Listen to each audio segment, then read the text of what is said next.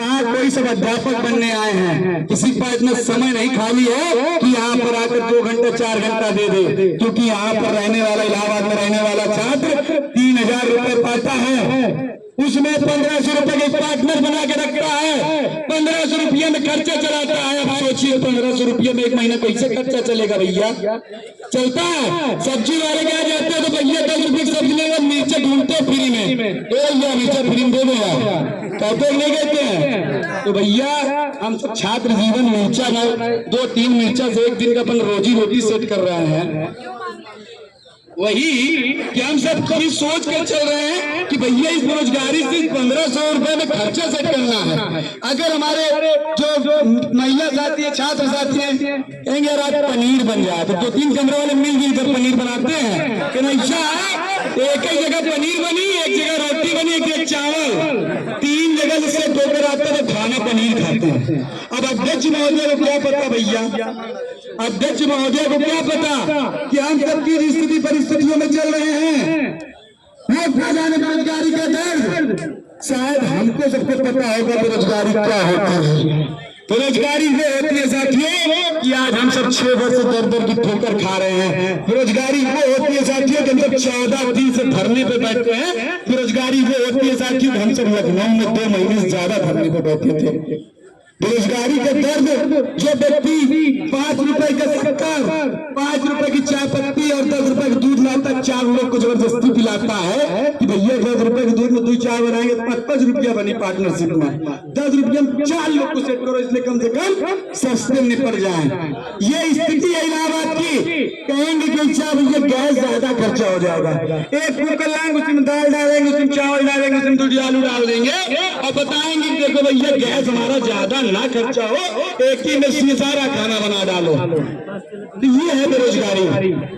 अगर आज हम सब करोड़पति घर के होते, लखपति घर के होते तो ये घर के दर की नहीं ठोकर खाते।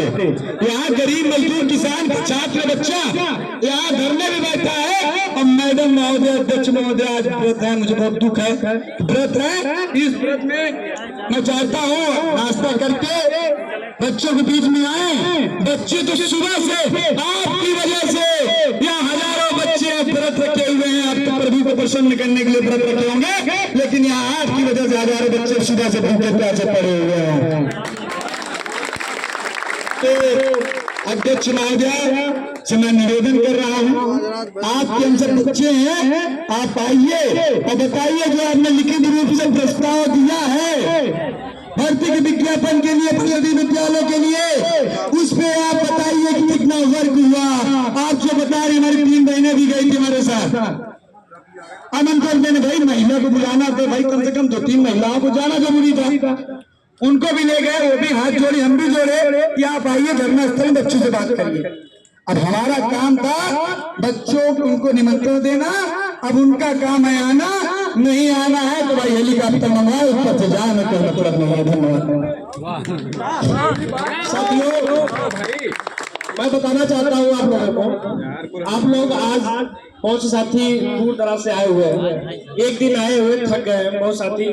हम सबसे रिक्वेस्ट करते हैं कि वे जगह लेने बैठ जाए, क्योंकि हम 5 तारीख से लगातार धरना स्थल पर डटे हुए हैं, जगह जगह दौड़ रहे हैं, कोचिंगों में जा रहे हैं, बनारस गए, छात्रों को, शिक्षकों को, सबको इन्वाइट किया, सबको आमंत्रण पत्र दिया कि एक जो भीड़ है बढ़ चढ़ कर हिस्सा ले, क्योंकि हम हारने वाले नहीं है। आपको लग रहा होगा कि हमारे चेहरे पर थकान महसूस हो रही होगी, लेकिन हमारे इरादे थके हुए नहीं है। हम तब तक नहीं थकेंगे तब तक उत्तर प्रदेश में प्राथमिक शिक्षक भर्ती संबंधित कोई सार्थक निर्णय न हो जाए, कोई लिखित बयान न आ जाए।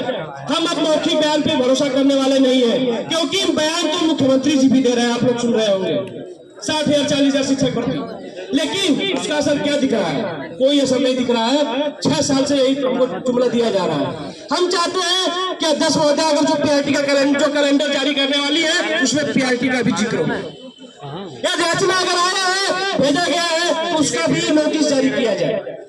आखिर में जब वो भेजी है तो उनको दिखाने में क्या दिक्कत है, जारी करने में क्या दिक्कत है, सार्वजनिक करने में क्या दिक्कत है? अगर वो सार्वजनिक नहीं करेंगे तो हमें लगेगा वो हमसे झूठ बोल रही है, क्योंकि आप लोग ही कहते हैं कि बंद कमरे में केवल झूठा चलावा दिया जाता है। साथियों, हम और आपका सबका विश्वास यही होना चाहिए कि जो भी रही है तो ये अंतिम लड़ाई नहीं होनी चाहिए, सार्थक लड़ाई होनी चाहिए। जब हमने निर्णय ले लिया है कि हम दोनों गेट को तब तक ब्लॉक करेंगे जब तक अध्यक्ष महोदय बाहर आके जो बयान पर कमरा में देती है बाहर आके साथियों, आप यहाँ पे आए हुए आपकी हिम्मत को सलाम देते हैं, सलाम करते हैं आपकी हिम्मत को, क्योंकि आपने जो हिम्मत दिखाई हुई है ये काबिल तारीफ है। आपको लगता होगा कि हम छात्र नेता है, हम भी छात्र हुआ करते थे जब 2018 में डायट में एडमिशन लिए थे सोनभद्र में। जब हम 6 महीने का क्लास करके 1 महीने के लिए ट्रेनिंग पे गए थे, जब हम बच्चों को पढ़ा रहे थे, लग रहा था कि आने वाला दिन अगली साल हम भर्ती आएगी, शिक्षक बन जाएंगे, अपने विद्यालय में जाएंगे, पढ़ाएंगे और अपने घर जाएंगे, माँ बाप के सपनों को पूरा करेंगे, अपने सपनों को पूरा करेंगे, अपने गांव के सपनों को पूरा करेंगे और उत्तर प्रदेश का जो योजना है उसको साक्षात लागू करेंगे और बच्चों को इतना सुदृढ़ बनाएंगे, इतना ताकत देंगे उनको कि उनकी आने वाली जो दिन होगा कहीं न कहीं वो किसी विद्यालय में जाएंगे तो याद करेंगे कि हमें कोई शिक्षक पढ़ाया था, लेकिन हमारी योग्यता कोई देखने ही वाला नहीं है। मुख्यमंत्री जी याद होगा, आप लोगों को बयान देते होंगे, आप लोगों ने सुना होगा, बहुत से साथी इसमें किसी पार्टी से जुड़े होंगे, सत्ता से जुड़े होंगे, हमारा किसी पार्टी और किसी सत्ता से विरोध नहीं है। साथियों, आप लोग देखते होंगे, सुनते होंगे, माननीय मंत्री जी भी समानुपात अनुपात की बातें करते हैं, लेकिन मैं पूछना चाहता हूं, मुख्यमंत्री जी जो बयान देते हैं, जब 22 का चुनाव हो रहा था साथियों, 22 का जब चुनाव हो रहा था, लंडन पे मुख्यमंत्री जी बैठ के शिक्षक भर्ती के बयान देने की बात किए थे। यार आवाज नहीं आ रही, अगर बयान ऐसे ही भर दिया जाती तो मुख्यमंत्री जी 2022 में ही बयान दिए थे, भर्ती क्यों नहीं आई? हम यही बात अध्यक्ष महोदय को बताना चाहते हैं कि आपके बयानों से अब हम बैठने वाले नहीं है। हम तब तक नहीं हारेंगे जब तक जीतेंगे, तब तक आप भर्ती का कोई निर्णय सबूत नहीं दे देंगे। अब हमें सबूत चाहिए, अब हमें लिखित तौर पे चाहिए, क्योंकि आप लोगों ने देखा होगा कि एक पत्र भी वायरल हुआ था अनुपात समानुपात का, पत्र कोई वायरल करता है, हम तब उसको मानेंगे जब जिसके पत्र जारी किया जाता है उसका हस्ताक्षर, उसका सिग्नेचर हो, या वो मौखिक रूप से सामने आके कहे जिनको पद की दायित्व दिया गया है। जब अध्यक्ष महोदय को बैठाया गया है हमें भर्ती देने के लिए, अध्यक्षता मानने के लिए, तो ये बैठ के क्या कर रही है? सुन रहे हैं कि 2 दिन पहले हमें 10 महीना तक मीटिंग करती है कि हमारा वेतन नहीं मिल रहा है, आपको वेतन भी पड़ी है, हमारी 6 साल से जवानी खत्म हो रही है प्रयागराज में। साथियों, हमारे माँ बाप का सपना टूट रहा है, हमारे माँ बाप भी हार रहे हैं हमसे, हमारे उम्मीदों से। साथियों, आप लोग देख रहे होंगे 6 साल बहुत से साथी हमारे माँ बाप अनपढ़ है, गांव में खेती करते हैं, कृषि करते हैं, उनको बयानों से बहुत मतलब नहीं होता है, उनको नहीं पता है कि कितने नियुक्त हुए, कितने नहीं नियुक्त हुए। लेकिन जब टीवी बैठते हैं, माननीय मुख्यमंत्री जी के भाषणों को सुनते हैं तो लगता है कि अरे अभी तो मुख्यमंत्री जी कह रहे थे कि 1,29,000 शिक्षक हम नियुक्त कर दिए, लेकिन हमारे माँ बाप को कौन बताने वाला है कि जो नियुक्ति हुई है वो नया पद नहीं है।